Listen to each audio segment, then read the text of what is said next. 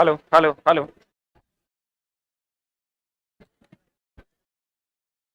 Hello hello hello hello mike testing hello. आवाज जा रहा है? शुरू करें? अरे ब्लर कैसे हो रहा है?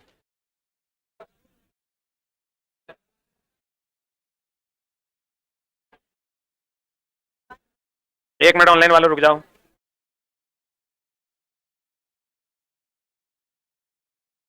क्या हुआ?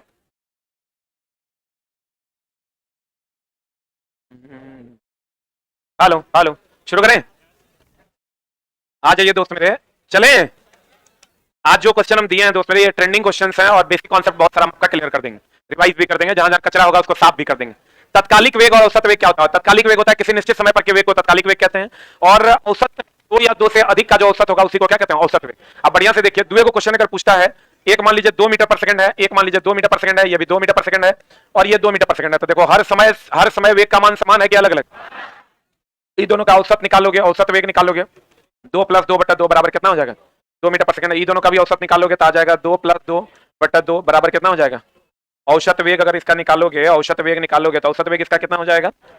2 मीटर पर सेकंड। अब बढ़िया से देख लो, किसी निश्चित समय पर का वेग तत्कालिक वेग कहलाता है। दोस्त एग्जाम हॉल में ना छोटा छोटा क्वेश्चन ही गलत होता है, जो बाद में तुम पछताते रह जाते हो, लगता है वो साला ये मारना था, मिस हो गया। ऐसा होता है कि नहीं? उसी को ठीक करना होता है लास्ट के 10 दिनों में। कहते हैं दोस्त मेरे 2 मीटर पर सेकंड, 2 मीटर पर सेकंड, 2 मीटर पर सेकंड, ये सब जगह तत्कालिक वेग हर जगह क्या है? समान। तत्कालिक वेग हर जगह क्या है? समान। औसत वेग निकालोगे तो औसत वेग जो है वो तत्कालिक वेग के क्या है? बराबर। औसत वेग तत्कालिक वेग के क्या है? बराबर। या आप ये भी कह सकते हैं, अगर तत्कालिक वेग समान हो तो औसत वेग समान होगा, या दूसरा लाइन कह सकते हैं तत्कालिक वेग समान तब होगा जब एक समान वेग से जाएगा, या आप तीसरा लाइन ये भी कह सकते हैं तत्कालिक वेग समान है तो त्वरण का मान 0 होगा। बोलो, देखो कितना सारा लाइन इससे बन सकता है। तत्कालिक वेग समान है तो, या एक समान वेग है तो त्वरण का मान कितना होगा? 0। और तत्कालिक वेग औसत वेग के समान है तो त्वरण का मान कितना हो जाएगा? 0। त्वरण होता है वेग में परिवर्तन की दर को त्वरण कहते हैं। तो यहाँ पर दोस्त मेरे वेग में परिवर्तन नहीं हो रहा तो त्वरण होगा? वेग में परिवर्तन नहीं हो रहा तो त्वरण होगा? तो यहाँ बता दो क्या हो जाएगा? What is answer? शून्य त्वरण हो जाएगा। जब तत्कालिक वेग औसत वेग के बराबर होगा तो क्या हो जाएगा? शून्य त्वरण। त्वरण दो जगह शून्य होगा, एक जगह तत्कालिक वेग औसत वेग के बराबर होगा तब, और दूसरा एक समान वेग होगा तब। ये दोनों जगह पर त्वरण का मान क्या होगा? शून्य। और तीसरा, कोई बल नहीं लगेगा तब। अगर कोई बल नहीं लगेगा तो त्वरण का मान क्या हो जाएगा? शून्य। चौथा, निर्वात में जी का मान क्या होता है? त्वरण का मान क्या होता है? शून्य होता है। पांचवा, अंतरिक्ष में त्वरण का मान क्या होता है? शून्य होता है। तो लिखिएगा त्वरण शून्य होता है जब बल 0 होगा, जब एक समान वेग होगा, और जब औसत वेग बराबर तत्कालिक वेग होगा, और गुरुत्वीय त्वरण का मान शून्य होगा। निर्वात में, अंतरिक्ष में। निर्वात में, अंतरिक्ष में, पृथ्वी के केंद्र पर 17 गुनी से अधिक स्पीड करने पर, अधिक गति करने पर विषुवत रेखा पर, विषुवत रेखा पर, और जहां जहां जी का मान 0 होगा वहां वहां डब्ल्यू का मान क्या होगा? 0, क्योंकि डब्ल्यू बराबर क्या होता है? mg। डब्ल्यू बराबर क्या होता है? mg। इसलिए बल नहीं लगाएंगे तो त्वरण का मान क्या होगा? 0। अगर कोई वस्तु एक समान चाल से चल रही है, इसका मतलब इस पर बल लगा कि नहीं लगा? लगा। एक समान चाल से हम चल रहे हैं, मतलब हमारा कोई धक्का नहीं दे रहा है, इसका मतलब मेरे ऊपर कोई बल नहीं लग रहा है। हो गया? लिखे, अगर हम एक समान चाल से चल रहे हैं इसका मतलब मेरा त्वरण कितना? 0। और त्वरण 0 है, इसका मतलब कोई बल लग रहा है कि नहीं लग रहा है? कोई भी वस्तु तभी तक एक समान चाल से चलेगा एक समान, जब तक कोई उस पर बाह्य बल ना लगे। अब बताओ, बल जो है वेग को बढ़ा देता है कि घटा देता है? दोनों करता है। अगर गति की दिशा में लगेगा तो बढ़ा देगा, गति के विपरीत लगेगा तो घटा देगा।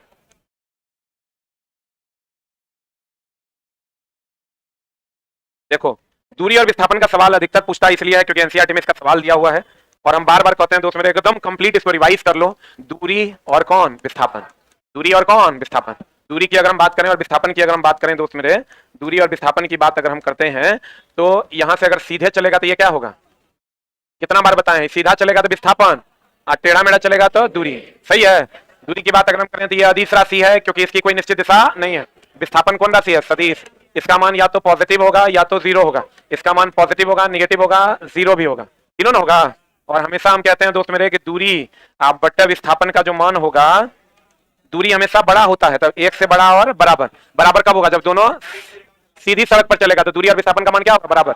अगर विस्थापन बटा दूरी देंगे तो विस्थापन का मान छोटा ना है, तो छोटा बटा बड़ा बराबर एक से छोटा और बराबर। दूरी का मान धनात्मक, एक मिनट, दूरी का मान 0 कब होगा? जब वो चलवे नहीं करेगा, जब वो चलेगा नहीं। और जब चलेगा तो क्या होगा? धनात्मक। अब विस्थापन का मान 0 होगा जब वो चलवे नहीं करेगा या जहां से चलेगा वहीं पहुंच जाएगा। बोलो ने आई निगेटिव कब होगा? जहां से चलेगा उसके पीछे चला जाएगा। लेकिन सबने पूछता है सीधा। और आर का मान, आर जानते हो ना, रिजल्टेंट। आर क्या है? रिजल्टेंट। रिजल्टेंट का मान निगेटिव होगा कि नहीं होगा? क्या नहीं होगा? आर रिजल्टेंट वेक्टर का मान कभी भी निगेटिव नहीं होगा। रिजल्टेंट वेक्टर का मान, यही क्वेश्चन है, पूछता है डायरेक्ट। रिजल्टेंट का मान क्या नहीं होगा? निगेटिव नहीं होगा। रिजल्टेंट का मान क्या नहीं होगा? निगेटिव नहीं होगा। लिख लिया? रिजल्टेंट का मान क्या नहीं होगा? निगेटिव नहीं होगा।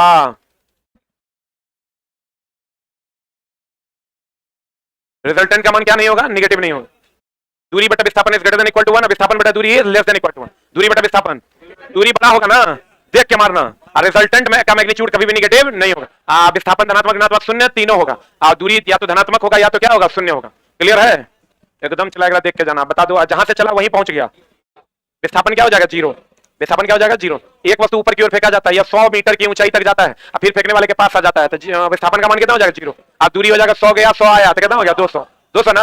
अगर कोई जहां से चला, अगर आपको विस्थापन निकालना है, प्रारंभिक बिंदु पे कलम रखना है और अंतिम बिंदु को मिला देना है। अगर मान लो यहां से एक चक्कर लगाता है, यहां से चला फिर यहीं पहुंच गया, तो यहां से चला फिर यहीं पहुंच गया, विस्थापन का मान कितना? 0। अब दूरी हो जाएगा, एक चक्कर लगा रहा है 2πr, एक चक्कर लगाएगा 2πr, जय चक्कर लगाएगा उतना।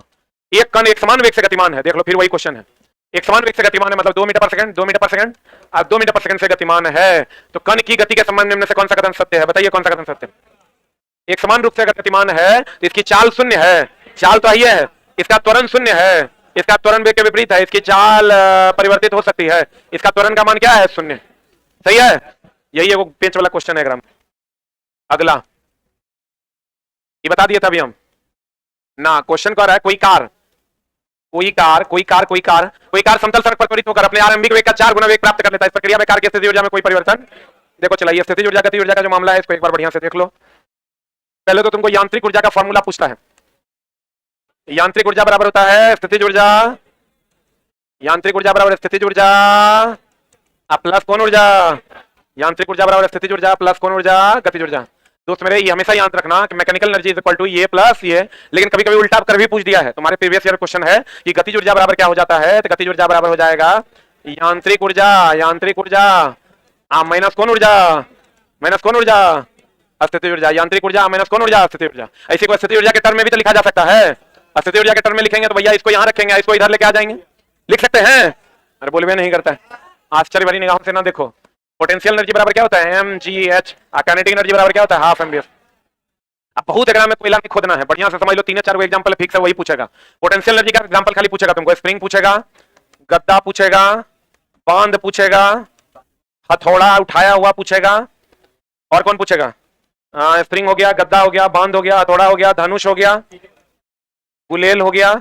इतने क्वेश्चन पूछता है आज तक। एक मिनट रुक जा, हम लोग तो लिखाने के लिए लिखा देते हैं, उड़ता हुआ हेलीकॉप्टर फलना चिलना, तो तुम खाली ये अगर मान लो इसके अलावा अभी तक पूछा है इतने एकदम फिक्स क्वेश्चन यहीं तक पूछा है, स्प्रिंग या पूछेगा बांध या हाथ में उठाया हुआ थोड़ा धनुष या गुलेल, इतने क्वेश्चन है पूछा है पोटेंशियल एनर्जी का एग्जांपल और काइनेटिक एनर्जी के एग्जांपल पे। हम लोग तो समझाने के दृष्टिकोण से कहते हैं चलता हुआ पंखा, लटक कर चलता हुआ पंखा, वो सब पूछा नहीं है। लेकिन अगर पूछ दे उड़ता हुआ हेलीकॉप्टर तो देख लेंगे, खाली हाइट होगा तो स्थिति ऊर्जा, वेग होगा तो गति ऊर्जा, दोनों होगा तो दोनों ऊर्जा, दोनों में से कोई नहीं होगा तो कोई ऊर्जा नहीं होगा। अगर कहते उड़ता हुआ हेलीकॉप्टर तो उड़ता हुआ हेलीकॉप्टर में हाइट भी है तो स्थिति ऊर्जा होगा, वेग भी है तो गति ऊर्जा होगा। लेकिन पूछा है इतने, स्प्रिंग, गद्दा, बांध, हथौड़ा, धनुष, गुलेल। हाँ, हथौड़ा भी कैसा? उठा हुआ। हथौड़ा कैसा? उठा हुआ। अभी तक जो पूछा है स्प्रिंग, गद्दा, बांध, हथौड़ा, धनुष या गुलेल, स्प्रिंग, गद्दा, बांध, हथौड़ा, धनुष या गुलेल। आइए हमेशा ध्यान रखना कि गुरुत्वाकर्षण के द्वारा किया गया कार्य का भी फॉर्मूला यही है। गुरुत्वाकर्षण के द्वारा जो कार्य होता है उसका फॉर्मूला क्या है? mgh। h क्या है? h लिख लो, ऊंचाई में परिवर्तन। h क्या है? ऊंचाई में परिवर्तन, यानी प्रारंभिक ऊंचाई या माइनस अंतिम ऊंचाई, या अंतिम ऊंचाई माइनस प्रारंभिक ऊंचाई। स्प्रिंग, गद्दा, बांध, हथौड़ा, धनुष, गुलेल। स्प्रिंग, गद्दा, बांध, हथौड़ा, धनुष और गुलेल, ये कौन ऊर्जा है? स्थिति ऊर्जा। कौन ऊर्जा? स्थिति ऊर्जा। और अगर हाइट होगा तो स्थिति ऊर्जा, वेग होगा तो गति ऊर्जा, दोनों में से दोनों होगा तो कौन ऊर्जा? दोनों ऊर्जा। गति ऊर्जा यांत्रिक ऊर्जा बराबर स्थिति ऊर्जा प्लस गति ऊर्जा। गति ऊर्जा निकालोगे तो यांत्रिक ऊर्जा माइनस स्थिति ऊर्जा। सही है? बढ़े पूछा है अभी इतने, स्प्रिंग, गद्दा, बांध, हथौड़ा, धनुष और गुलेल। बढ़े एक चीज हमेशा ध्यान रखना, mgh की अगर हम बात करें, mgh की अगर हम बात करें, ऊपर की ओर जो mgh होगा वो होगा निगेटिव, और नीचे की ओर जो mgh होगा वो होगा पॉजिटिव। एक चीज और ध्यान रखना, उठाने में जो कार्य होगा, उठाने में कार्य जो होगा वो होगा mgh, और उठाए रखने में कार्य जो होगा, कितना बार बोले, उठाए रखने में कार्य जो होगा वो हो जाएगा 0। उठाए रखेंगे तो कार्य का मान क्या हो जाएगा 0। उठाने में कार्य हो जाएगा कितना mgh, और धरती से ऊपर उठाने में माइनस mgh, यानी कार्य का मान निगेटिव की पॉजिटिव, और नीचे गिराने में पॉजिटिव। एकदम लिख लो, ऊपर उठाएंगे तो गुरुत्वाकर्षण के विरोध में उठाते हैं। ऐसे देखो, एक नहीं, गुरुत्वाकर्षण बल नीचे लगता है, ऊपर उठाएंगे तो गुरुत्वाकर्षण के विरोध में उठाएंगे, अब विरोध में किया गया कार्य क्या होता है, निगेटिव। निगेटिव ना, क्योंकि विरोध करेंगे मतलब निगेटिव होगा, तो गुरुत्वाकर्षण के विरोध में उठाने में किया गया कार्य क्या होगा, ऋणात्मक। अगर गुरुत्वाकर्षण के सपोर्ट में गिरा देंगे तो क्या होगा, धनात्मक। ऊपर उठाएंगे ऋणात्मक, नीचे गिराएंगे धनात्मक। चलिए लिख,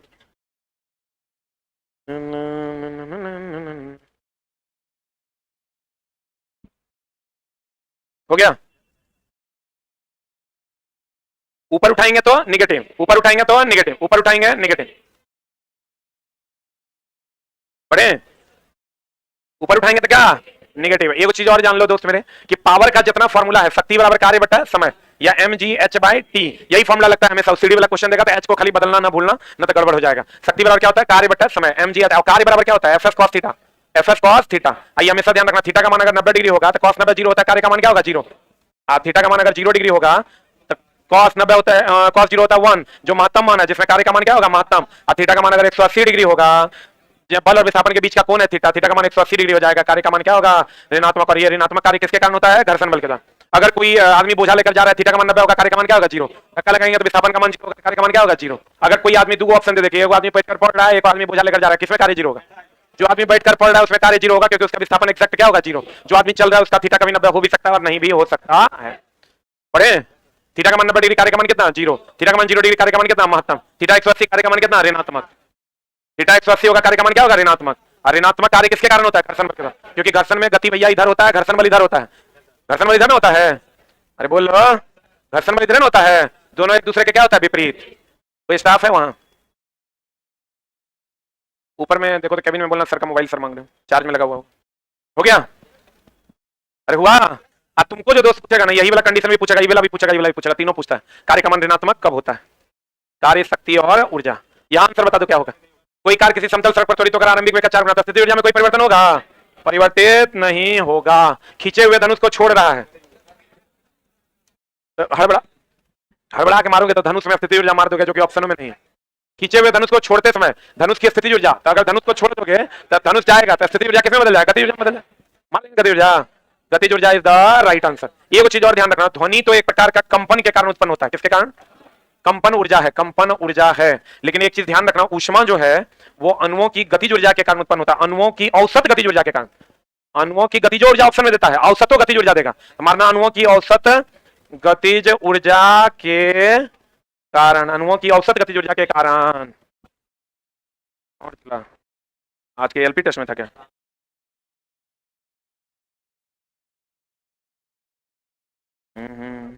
जल्दी।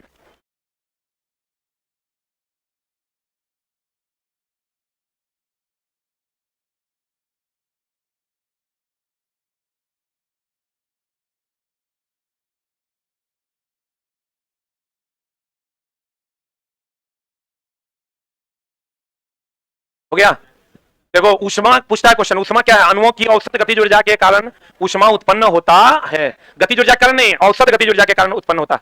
कहते हैं एकांक दूरी पर स्थित एकांक द्रव्यमान के बीच आकर्षण बल। ये चला, ये क्वेश्चन खूब अभी ट्रेंडिंग में है। F बराबर फॉर्मूला क्या होता है, Gm1 m2 बटा r स्क्वायर। इसमें दो टाइप का क्वेश्चन है जो पूछा जा रहा है। पहला टाइप ये है कि F बराबर फॉर्मूला देखो क्या होता है, Gm1 m2 बटा r। इसको अगर हम m1 m2 को एक मान ले, r को भी एक मान ले, m1 m2 को क्या मान ले, एक, और r को भी क्या मान ले, एक, तो f बराबर क्या हो जाएगा g। इसको डिफाइन कैसे करते हैं, इसको डिफाइन करते हैं दोस्त मेरे, इसको डिफाइन करते हैं एकांक दूरी पर स्थित एकांक द्रव्यमान की वस्तु पर लगने वाला बल सार्वत्रिक गुरुत्वाकर्षण नियतांक के क्या होता है बराबर। एक तो ये ट्रेंडिंग क्वेश्चन है, दूसरा है p बराबर फॉर्मूला क्या होता है, vi। p बराबर हम कितना बार बोले हैं, p बराबर होता है v square by r, p बराबर v स्क्वायर बाय r। इसको हम लिख सकते हैं वोल्ट एम्पियर, क्या लिख सकते हैं, वोल्ट एम्पियर लिख सकते हैं, वोल्ट एम्पियर लिख सकते हैं। इसको लिख सकते हैं वोल्ट का स्क्वायर बटा ओम। आइए दोनों को क्या लिख सकते हैं, वाट, क्या लिख सकते हैं। आइए वो क्वेश्चन जो शक्ति बराबर मान लो अगर कार्य बटा समय है, शक्ति बराबर क्या है, कार्य बटा समय। तो ये वो नया टाइप का जो क्वेश्चन है उसमें 1 वाट बराबर 1 जूल बटा 1 सेकंड, ऐसा रिलेशन दे देगा, कहेगा कौन सा सही है। तो शक्ति का हो गया वाट, कार्य का हो गया जूल, यहाँ हो जाएगा सेकंड, यहाँ हो जाएगा क्या, सेकंड। शक्ति बराबर कार्य बटा समय, 1 वाट बराबर 1 जूल बटा 1 सेकंड। एगो ये टाइप हो गया, एगो ये टाइप हो गया, एगो ये टाइप हो गया, यही 3 टाइप पूछता है।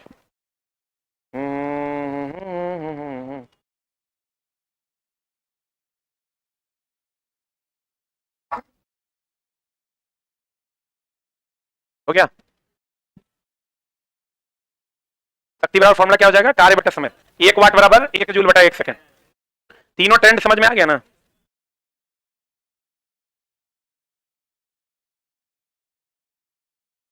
हो गया, अरे हो गया। इसको देखो कैसे पूछेगा, इसको पूछेगा एकांक दूरी पर स्थित एकांक द्रव्यमान वाले पिंड पर लगने वाला गुरुत्वाकर्षण बल सार्वत्रिक गुरुत्वाकर्षण नियतांक के बराबर होता है। या यहां पूछ देगा बताओ निम्न में से कौन शक्ति का मात्रक है, एक ऑप्शन दे देगा वोल्ट एम्पियर। तो वोल्ट एम्पियर शक्ति का मात्रक है कि नहीं है, क्योंकि वोल्ट एम्पियर किसके बराबर, वाट के। और यहां पूछ देगा निम्न में से कौन सा संबंध सही है, 1 वाट बराबर 1 जूल बटा 1 सेकंड, 1 वाट बराबर 1 जूल बटा 1 मीटर, 1 वाट बराबर 1 अर्ग बटा 1 सेंटीमीटर, कुछ इस टाइप का सवाल दे देगा और आपको कहेगा बताइए कौन सा सही है। बना दीजिएगा।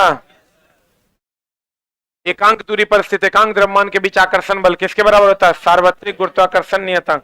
अब बताओ गुरुत्वाकर्षण बल सभी जगहों पर लागू होता है कि पृथ्वी और सूर्य के बीच लागू होता है। गुरुत्वाकर्षण बल सभी जगहों पर लागू होता है, हर जगह पर गुरुत्वाकर्षण बल लागू होता है। अगला क्वेश्चन देखो क्या कहता है, कहता कोई लड़का डोरी से बंधे पत्थर को किसी क्षैतिज वृत्ताकार पथ पर घुमाता है, यदि डोरी टूट जाए। इसका क्वेश्चन जो तुमको पूछेगा, देखो 2 मिनट में हम तुमको पूरा का पूरा वृत्तीय गति खत्म करते हैं, उससे बाहर क्वेश्चन नहीं जाएगा। वृत्तीय गति की अगर हम बात करें तो वृत्तीय गति में एक लाइन जो सबसे ज्यादा पूछता है, चाल और गतिज ऊर्जा नियत रहता है। चाल और गतिज ऊर्जा क्या रहता है, नियत रहता है। चाल और गतिज ऊर्जा क्या रहता है, नियत रहता है। नियत अचर रहता है। अभिकेंद्र बल का फॉर्मूला होता है mv स्क्वायर बाय आर या m ओमेगा स्क्वायर आर, और अभिकेंद्र त्वरण का फॉर्मूला होता है v स्क्वायर बटा आर। और दोस्त मेरे अगर अगर अगर वेग की दिशा स्पर्श रेखा की दिशा में होती है, जबकि अभिकेंद्र त्वरण और अभिकेंद्र बल की दिशा जो होती है वो किधर की ओर होती है, अभिकेंद्र बल और अभिकेंद्र त्वरण की दिशा केंद्र की ओर होती है, जबकि वेग की दिशा किधर की ओर होती है, स्पर्श रेखा की दिशा में। इसीलिए बॉल अगर ये धागा में बंधा हुआ और ये टूटेगा तो स्पर्श रेखा की दिशा में चला जाएगा। किधर की ओर चला जाएगा, स्पर्श रेखा की दिशा में चला जाएगा। कोई भी वक्र पथ पर अगर घूमता है तो उसे अभिकेंद्र बल बनाने के लिए वक्र पथ को कैसा बना दे, सुनो चला, लिखने का समय नहीं है। वक्र पथ को क्या बना दिया था, ढालनुमा। वक्र पथ पर अधिकतम सुरक्षित चाल भी बराबर √r/g tan थीटा होता है, जहां r वक्र पथ की क्या है, त्रिज्या है, g गुरुत्वीय त्वरण है, tan थीटा क्या है, ढाल है। tan थीटा क्या है, ढाल। अगर कोई पिंड वृत्तीय पथ पर घूमती है तो उसे अभिकेंद्र बल की आवश्यकता होती है। और अगर अगर अगर कोई ग्रह सूर्य के चारों तरफ घूम रहा है तो यहाँ जो अभिकेंद्र बल होगा वो गुरुत्वाकर्षण बल से मिलेगा। कहां से मिलेगा, कहां से मिलेगा, गुरुत्वाकर्षण बल से मिलेगा। अगर इलेक्ट्रॉन नाभिक के चारों तरफ घूम रहा है तो यहां जो अभिकेंद्र बल मिलेगा वो विद्युत आकर्षण बल से मिलेगा। कहां से मिलेगा, विद्युत आकर्षण बल से मिलेगा। अगर कोई गाड़ी सड़क पर घूम रही है तो वहां अभिकेंद्र बल घर्षण बल से मिलेगा। और अगर कोई धागे में पत्थर को बांधकर घुमाया जाए तो धागा में तनन बल होता है, ग्रह में गुरुत्वाकर्षण बल होता है, इलेक्ट्रॉन प्रोटॉन में विद्युत आकर्षण बल होता है, धागा में तनाव बल होता है। अगर कोई पिंड वृत्तीय पथ पर घूमेगी तो उसे अभिकेंद्र बल की आवश्यकता होती है। और हमेशा पूछता है बाहर की ओर पलटेगा कौन पहिया पहले उठेगा, अंदर वाला। ऐसे पलटता है, अंदर वाला पहले उठेगा, गाड़ी बाहरी चक्के पर बाहर की ओर पलट जाएगा। अधिकतम सुरक्षित चाल द्रव्यमान पर निर्भर नहीं कर, चाल और गति ऊर्जा क्या रहता है, नियत रहता है। अभिकेंद्र बल की दिशा, अभिकेंद्र बल की दिशा किधर की ओर होती है, केंद्र की ओर होती है। अभिकेंद्र त्वरण की दिशा किधर की होती है, केंद्र की ओर। वेग की दिशा किधर की ओर होती है, स्पर्श रेखा की ओर। अभी बराबर होता है √r/g tan थीटा।